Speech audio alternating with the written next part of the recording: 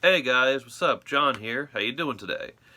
So, nobody was interested in last week's video about High School Musical, the musical, the series. But, what if I just, talk about the latest episode anyway, the second episode of Season 2? Maybe somebody will care this time. You never know, right? Alright, so this episode is called Typecasting. The episode has a total runtime of 39 minutes, including the credits, which on Disney Plus, there's lots of credits. Because they got all the international ones, which I don't think they do on, like, Netflix or whatever. Okay, so the description, one thing it says is that it's spring musical audition time.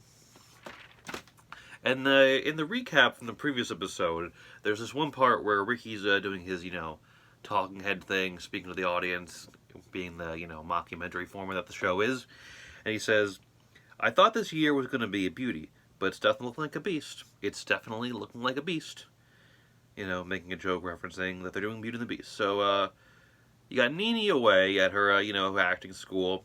Ricky says he's not auditioning, but then he does. Now, you got, some new stuff going on. You got Ashlyn, Big Red, and Courtney with a K. They're auditioning for big parts now, or just regular parts. Big Red, he's doing like a tap dancing thing. What's the name of the Hispanic gay kid, the Latinx gay kid. He's auditioning for an acting part now, that's going on. Like I said, Ricky's not sure if he wants to. EJ decides not to audition for the lead role of the Beast, and that he gets auditions for a supporting role. And I predicted, he ended up getting cast as Gaston, which, yeah, he's kind of not a good dude on this show, so I could see him as the villain, but, in the first, half of the episode, the episode's almost 40 minutes, so, we focus on, all the stuff kind of with Ricky and Big Red and these other characters, and we see we see Nene talking to, Ricky through, FaceTime and stuff like that, Skype or whatever on the phone, but she has a storyline, and that doesn't start until about half of the episode, where we see her plot.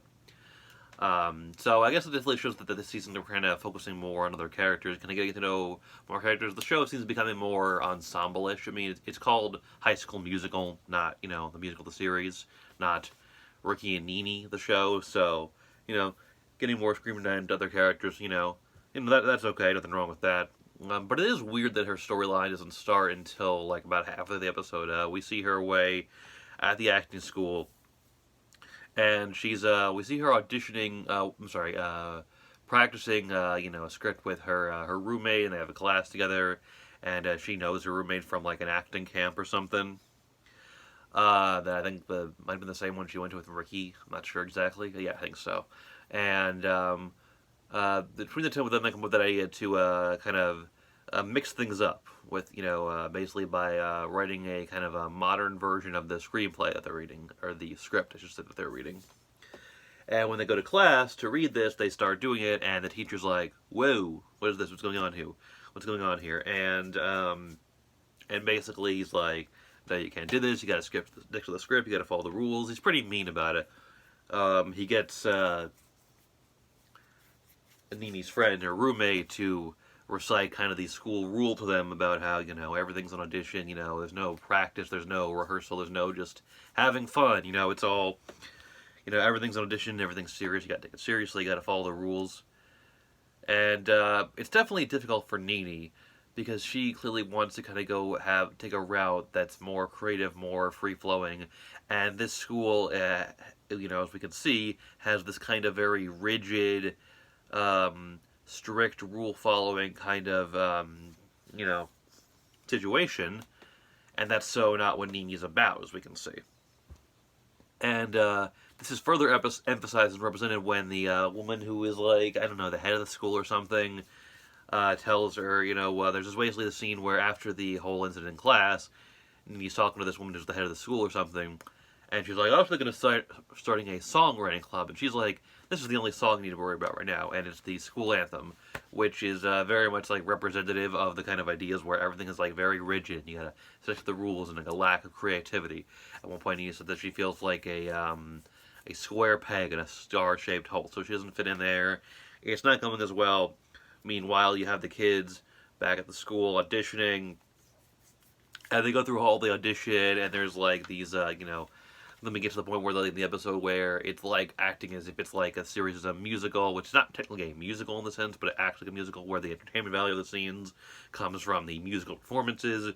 You have Courtney, Ashlyn, and Gina doing a auditioning together a team, putting on this big thing that performance that Miss Jen says is reminiscent of something in Dreamgirls, and that's pretty entertaining, pretty enjoyable. You have people this is part of their basically individual auditions. They're auditioning together, all singing songs from Beauty and the Beast first before that, and they do their individual auditions. When Ricky's auditioning, it's interesting because he's not really doing that good a job. And as we saw back in the premiere episode of the first season, Ricky, isn't really someone who's experienced with acting and performing and stuff like that. But he got the lead role. He was Troy in High School Musical. So, I figure, he's got a good chance for the Beast this time. And I'm watching this and I'm like, he's not doing very well. I feel like he's not putting his best foot forward. And he was nervous about auditioning. He didn't want to audition because Nene wasn't going to be there. And, he was said before, like, you're my home. She's like his rock. She's his support system. And now she's gone. But he ends up auditioning to help out, particularly Big Red. And there's this very nice scene where basically Big Red is doing his individual audition and he does a tap dancing performance. And he messes up. He makes a mistake at first. And there's this new girl, new to the drama club, who is someone who at first I think is like new to acting, and then she reveals that she's actually an experienced actress. And she kind of has this whole mean girl vibe going to her. She's kind of like almost like the new mean girl replacing Gina sort of thing as the old one who's no longer the mean girl. And they're like, she's there, and she's like, I'm gonna get Belle, I'm gonna get the lead role.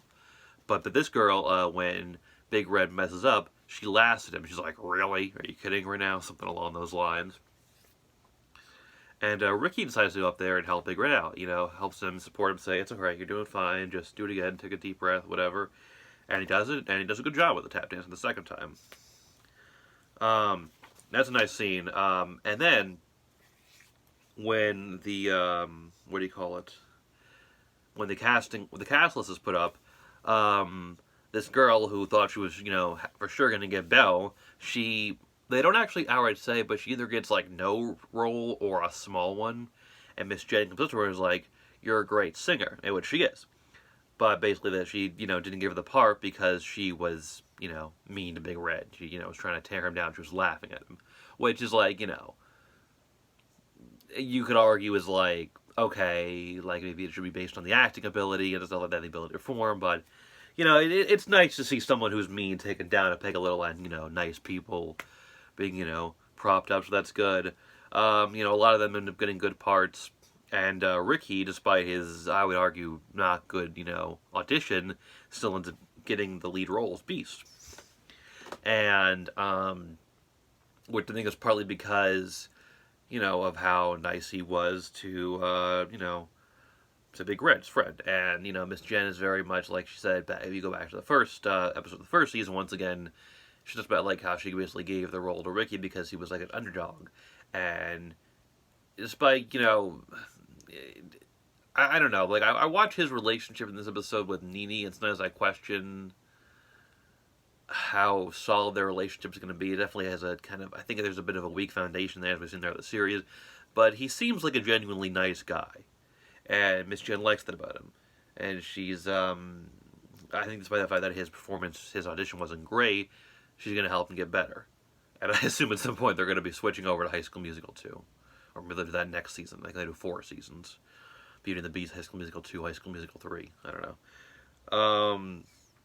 But then this whole thing, so it's going well for a lot of the main characters here at the school, East High or whatever it's called.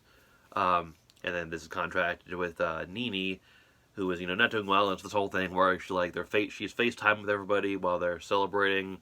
And she's like, oh yeah, it's going good here. I like it. And, of course it's not. So there's, that whole concern. And I don't know what's going to happen with her. I think it's definitely possible she can end up coming back to East High, being part of the show. Ashlyn gets the role of Belle, which is not what I expected. I thought it was going to go to the mean girl or Gina, as the mean girl said. But ended up going to Ashlyn, who she was expecting to just be like the teapot lady or something. First time auditioning, but she gets Ashlyn. You know, once again, it's the Miss Jen, despite her, you know, some of the bad things she's done in the past and kind of her, you know, ego she has and stuff. She does care about wanting to help the underdog and stuff like that, and that's nice to see.